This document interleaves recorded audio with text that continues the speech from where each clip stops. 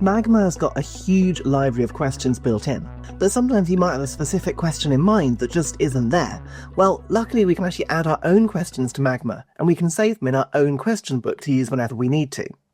I'm going to tap onto My Books in the bottom left-hand corner, and straight away you can see I've got a couple of questions here already. On the left-hand side, this is my book, and I can add chapters and sub-chapters into it. Let's go ahead and make a brand new chapter. And just for this video, we'll call it warm-up questions. Inside this chapter, we're then going to add a sub-chapter, and I'm going to call it multiplication to begin with.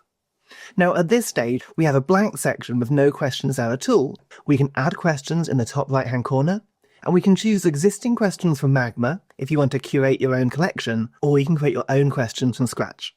To begin with, let's grab a couple in Magma already, so perhaps we want to curate a selection of popular questions into one assignment so you can access them easily next time. All I need to do is navigate to the book I want that's there already, find the chapter and subchapter, and then select questions just like you're creating your own assignment. You can even jump between books and chapters and get questions from anywhere you like, and then add them into your own book. And then when you've got them, you simply press Add to My Book in the top right-hand corner.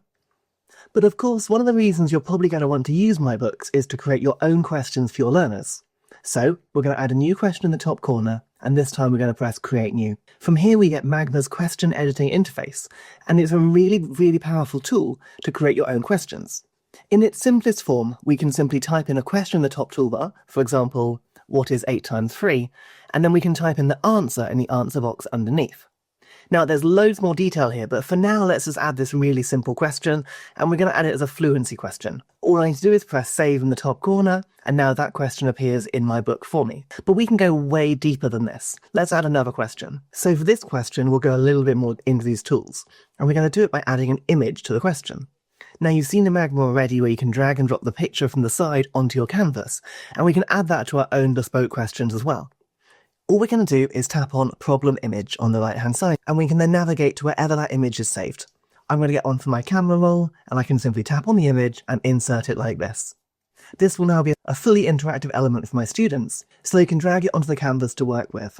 We can also add a canvas image as a separate asset, which will be an image that immediately appears on the canvas itself. So perhaps you're doing an exercise measuring angles and you want to have angles on the canvas to use a protractor on top of. Well, you can add that here in the exact same way as the problem image. And you can have both images if you want to. They can both be different. That will work as well. Then we can simply type in the question to go with the image, and just like before, we're going to choose the answer in the answer box here. Again, we can go deeper still, but let's add this question for now. This one's going to be a problem-solving question, and we'll press Save. We've now got 2 brand new questions in this subchapter, but let's add a third one. And I've been talking about going deep into the settings here. Let's get really involved now and use the built-in, incredibly powerful equation editor. So I'm going to make a new question just like before, but this time on the right-hand side, I want to draw your attention to all the different symbols and functions here. We can tap on these to add them to our text box, or we can tap on More to use the equation editor. You can see straight away we've got a bunch of different symbols and operators here, and we can go from basic to algebra and to advanced as well to get even more functions. Now, I know I've kind of abandoned my multiplication theme for this topic here anyway, so let's go for a fractions question now, and we're going to add 2 mixed fractions together, and we can do that by using the different controls in the equation editor to add a fraction, the plus symbol, and another fraction. This is a really complex tool, and it is a little bit more complex to use than just typing into the text box. In fact, it might take a little bit of trial and error the first time you do use it. I found that for me it's been trickier tapping into the boxes on the fractions. But as soon as you've got the hang of it, you can then create the most complex and elaborate questions that you need to. And you can also use these different functions in the answer as well, if you want your student to answer in a fraction or however else it might be. And speaking of answer, let's have a little look at how that box works. Now, there are actually 4 different ways you can set your answers. The one I've been using so far is just the maths entry answer.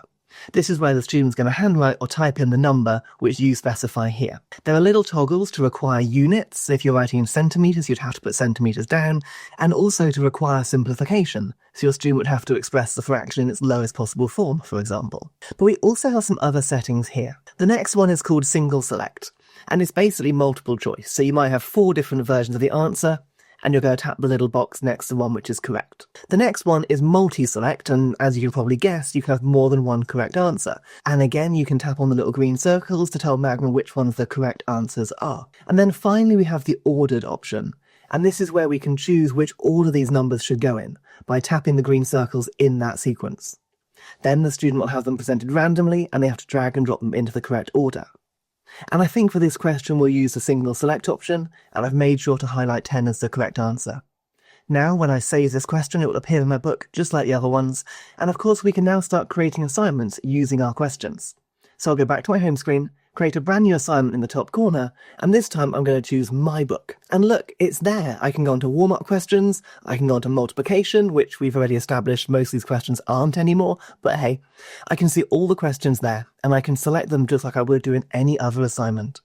So that's the My Book screen in Magma, an incredibly powerful tool where you can curate your own collection of questions, or you can make your own questions there too.